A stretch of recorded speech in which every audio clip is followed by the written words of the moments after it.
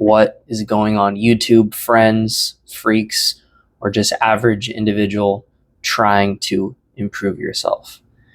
Today's topic is pretty much the underlying foundation of probably every single facet of your life, and not only your health, your mental well-being, and also your physical performance.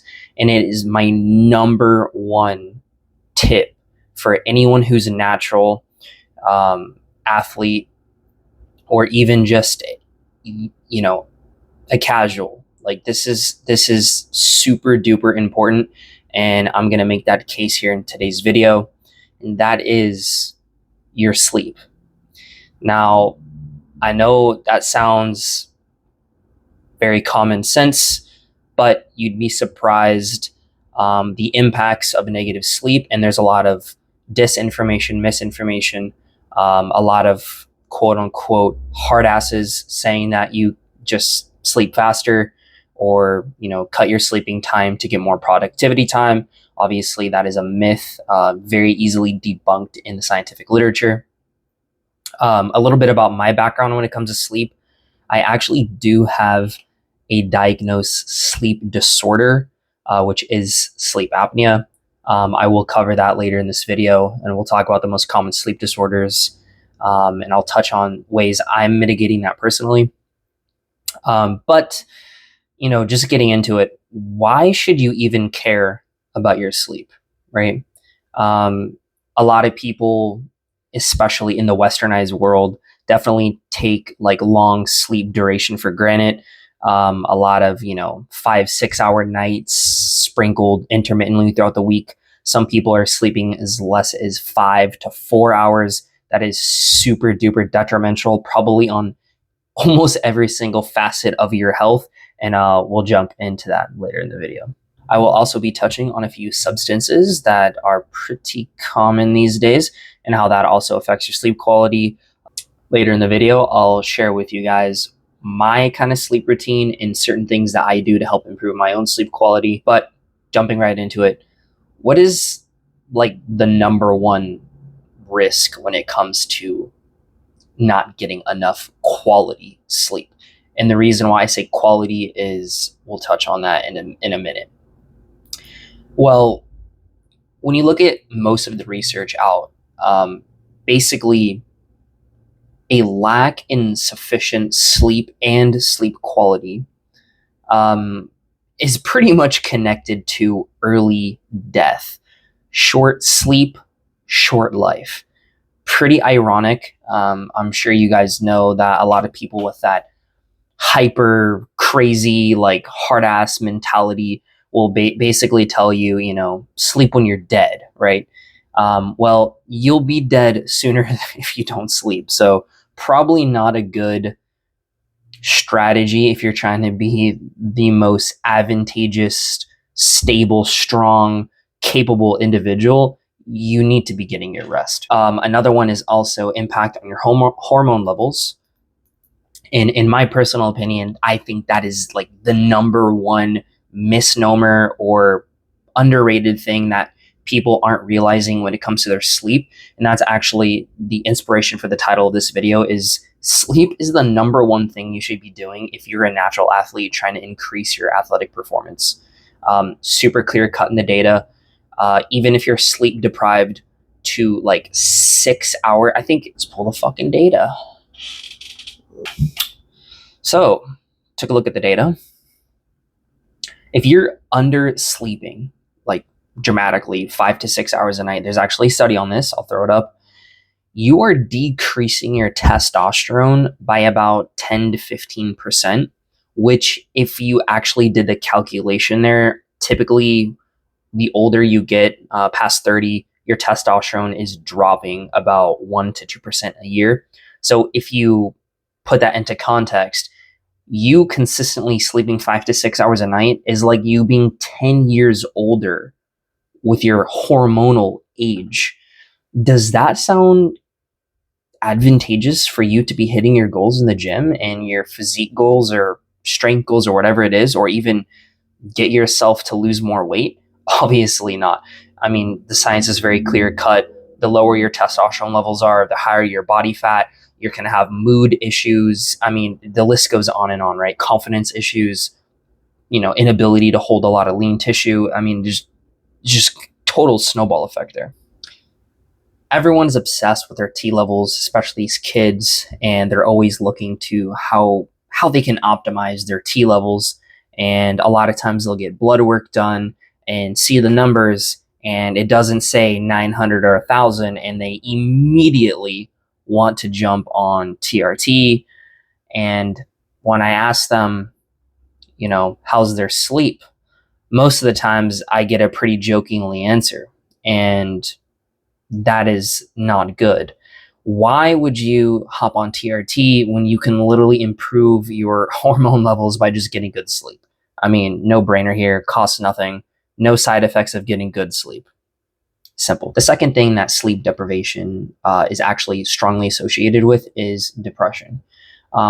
Obviously not good. So obviously depression impacting your mental health does not bring you full circle when it comes to achieving your goals in and outside of the gym.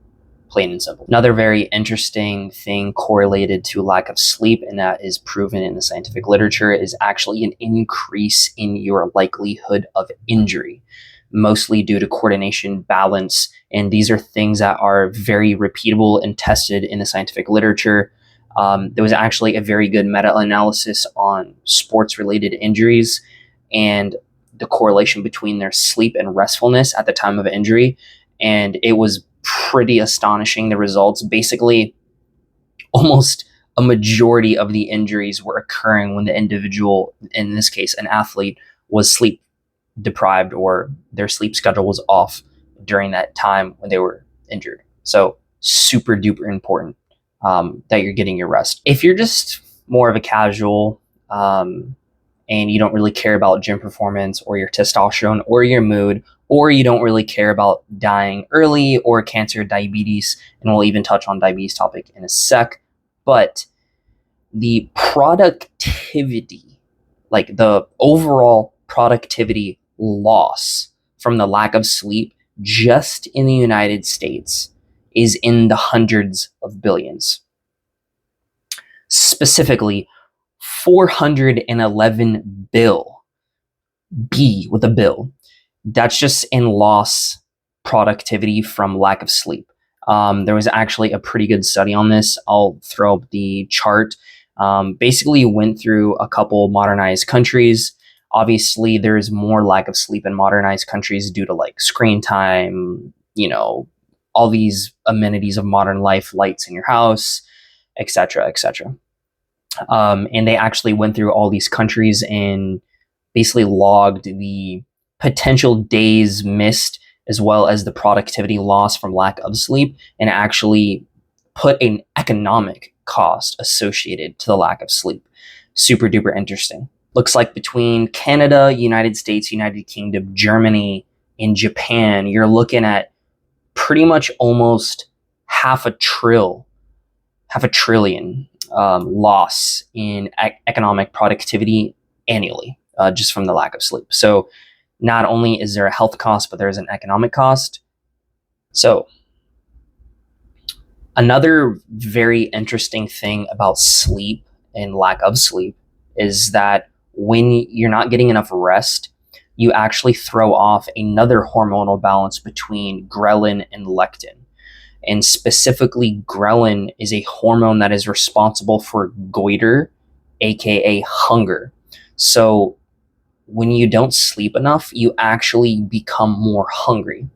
And this is a problem, especially for obesity. And basically what happens is not only is it increasing the mechanism that makes you more hungry, but you're actually more likely to choose like very carb heavy, starchy, sugary foods. There's actually a lot of really good research on this where they did like finger food buffets and put lack of sleep individuals in the buffet, as well as people who got 8 hours, and the people who were basically sleep deprived were more likely to choose sugary, starchy foods. And we've also seen this in other studies where you'll actually overeat your caloric intake. There's kind of like a range between 200 to 300 calories per day. And that doesn't sound like a lot, right? But when you accumulate that over the course of a year, you're talking like 70 to maybe 100,000 extra calories in a year, which is well over 15 pounds if you divide that by 3,800 calories for 1 pound of fat. So definitely huge impacts here to your weight and obesity outcomes, especially in the United States. We're a very fat country. And we're also a very sleep deprived country. Like 2/3 of Americans are not getting enough sleep. And obviously, you're seeing those health impacts roll out inside of the population. So, how do you improve your sleep? Well, obviously, improving your own sleep schedule costs zero money, right? It's a very actionable event, right? You just need to set a schedule and stay to it and make sure that you're getting at least 7 to 8 hours a night. I would highly recommend 8. I personally sleep about 7 hours and 45 minutes every night, and I feel great. And when I don't, I definitely feel the negative effects of that.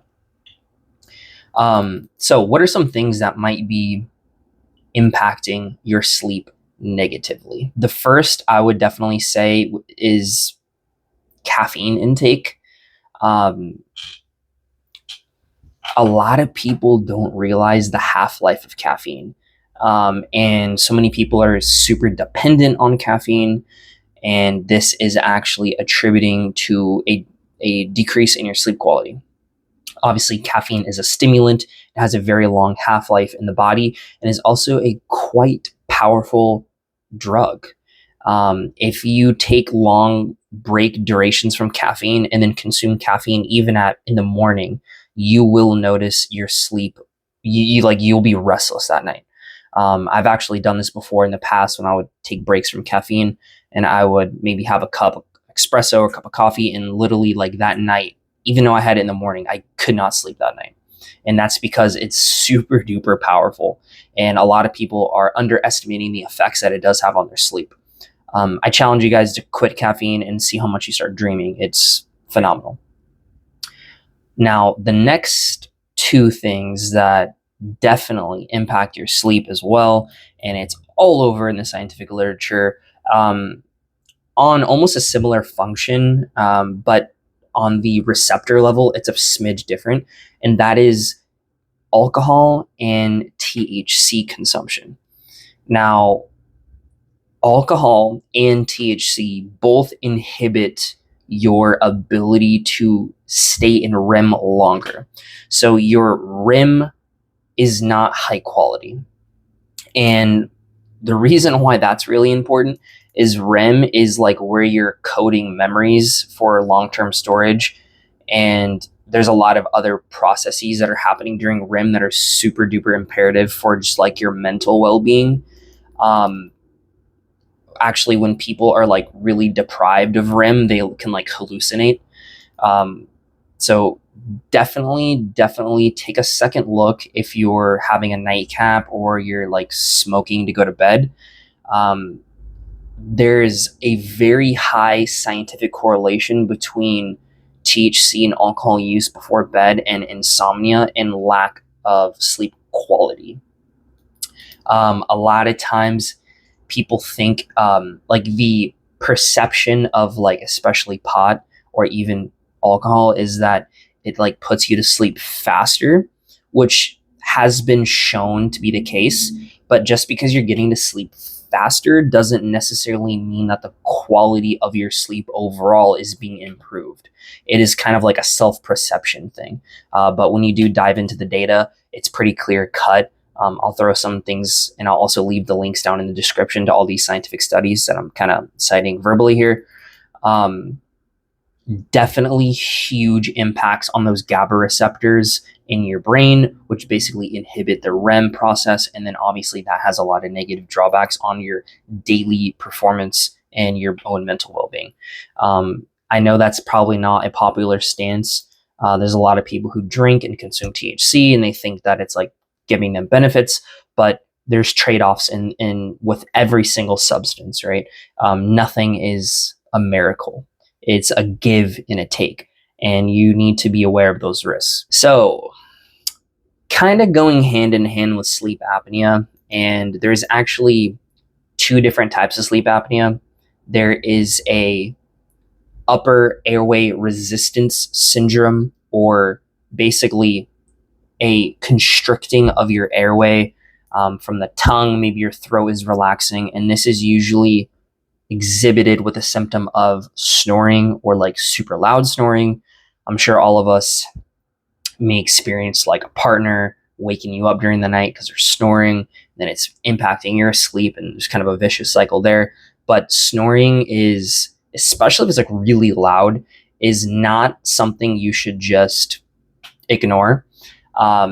Definitely a huge indicator that there might be an underlying issue with maybe sleep apnea. Central sleep apnea is another form, and it's basically when the signal in your brain isn't delivering to your lungs, and you actually also stop breathing. So you're getting a lack of oxygen to the brain. Sometimes there's a combination of these two. I'll throw up a graphic. And I know for me personally, I had a lot of disturbances per hour, especially when I was a child.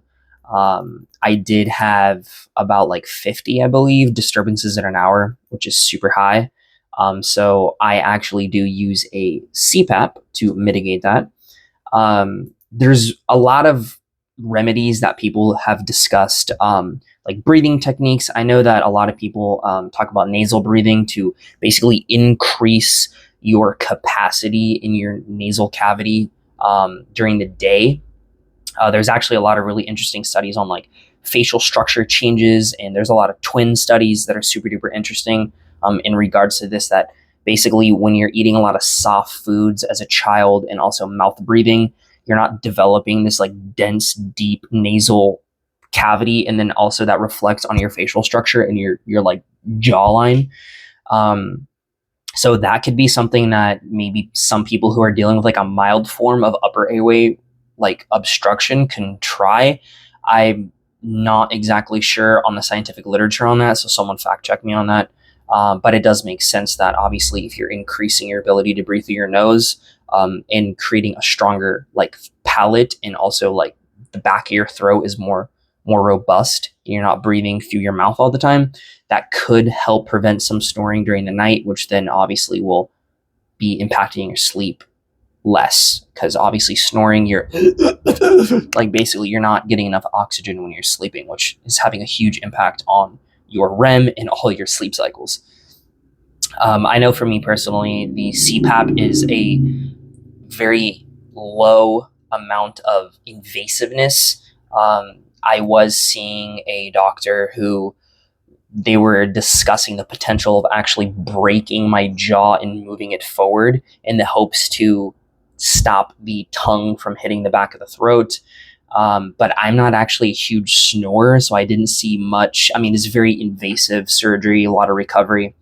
And I was already mitigating my sleep apnea with the CPAP, so I didn't really see the point in going through a very invasive surgery that could potentially have a negative consequence. Not a, and also changing my facial structure wasn't necessarily something I was comfortable with. And that wouldn't even mitigate the central effects.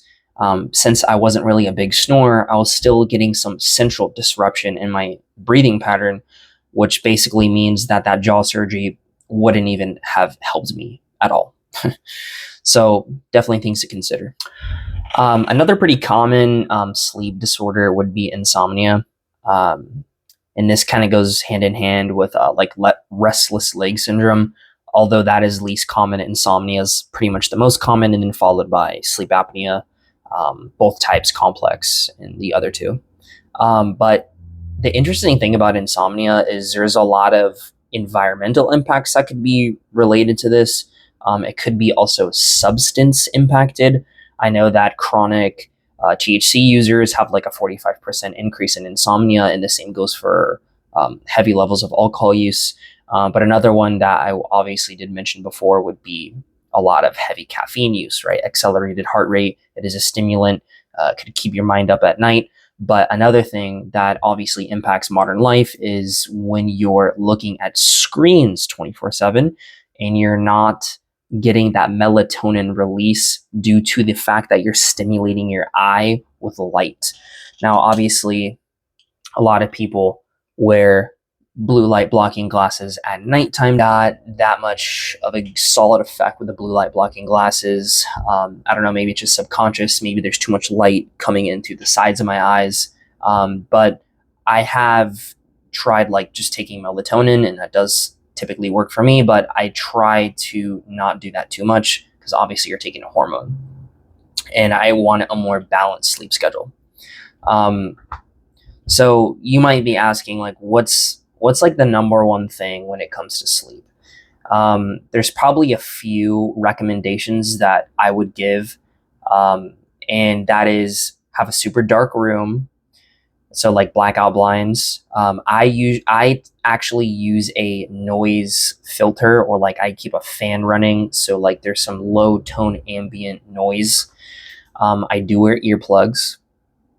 Another one is my room is pretty cold, and I don't consume caffeine, like at all, especially right now. I'm actually taking a break, but typically when I wasn't taking a break from caffeine, I would no caffeine after 2 p.m.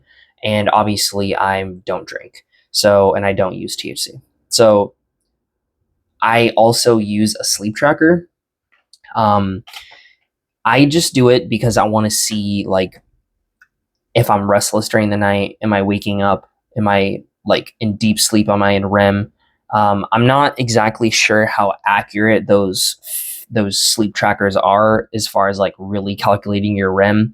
I think to properly track the REM, you would actually have to be wearing a headset of sensors like they do in sleep studies. And you would also have to be wearing a little bit better like breathing monitors. I know that in the smartwatches, they do have like an oxygen sensor and a heartbeat monitor, but I don't think your heart rate accelerates that much during REM, but maybe it's enough for the watch to track it. I don't know. Someone fact check me on that. That would be a great question. But at the end of the day, like people underestimate the impact of lack of sleep. There's so many facets, and it's like literally the foundation of anyone's success is literally their sleep for your mood, your hormones, your circadian rhythm. I mean, there's just so many things, your focus, your memory. I mean, it's just insane. I mean, there's just so much to it. I don't know about y'all, but I am trying to have the most optimal fucking testosterone I can. And the number one way to do that as a natural athlete is to fucking sleep. It's so simple. It costs you nothing. Just do it. And watch the freaking improvements. I mean, it's just night and day difference. Try sleeping 6 hours every night for a week, and then try sleeping 8 for every night for a week, and you will notice a difference. Trust me. So my little PSA or public service announcement with sleep apnea is if you think you are exhibiting the symptoms, snoring, restlessness, waking up throughout the night, maybe you're waking up gasping for air, maybe you can't even drive your car without falling asleep at a stoplight. Those are potential signs that you may be suffering from sleep apnea, and you should seek out a medical professional and potentially get a referral to get a sleep study done. About 40 million Americans do suffer from sleep apnea, and that is probably highly underestimated due to the fact that most people who have it, it never really goes diagnosed.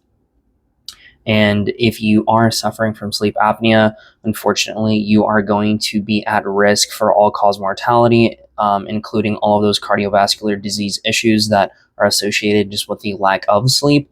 Because now, not only are you not getting good rest, but the quality is basically completely obliterated when you have sleep apnea due to the fact that you're getting impairments multiple times, sometimes 50 plus times an hour. And this does have very dramatic consequences on your health impact and your longevity here on this planet. There's actually, interestingly enough, some correlated issues with sleep apnea that are non-cardiac related.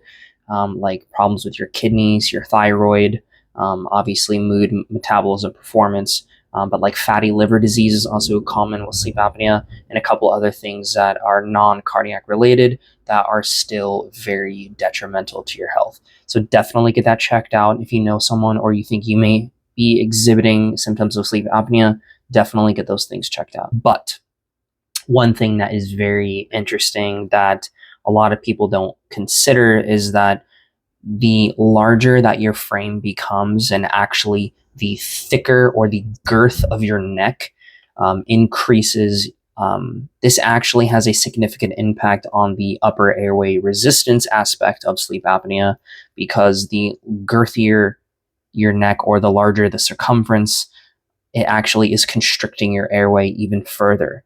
Very, very common in the bodybuilding community, especially with like Olympians, people who are extremely like gargantuan physiques. They actually will develop sleep apnea due to their size. Now, the reason why this is also important is because on the obesity front, this actually has a similar effect as well. The fatter that you become, the more weight that you're holding on your upper chest, and typically your neck fat as well, is putting more pressure on your airway, and this can be another additional factor in contributing to that sleep apnea. Thanks for watching, guys. Hopefully you guys can stay away from those negative feedback loops when it comes to your sleep pattern, and obviously how that just will encompass almost every facet of your life and well-being, and really try to make a conscious effort to improve your sleep schedule, and as well as the duration of your sleep and the quality of your sleep, because all those things are super duper important. Thank you for watching. If you like this video, please give it a thumbs up and share it with anyone that you think needs to hear this message. Thank you.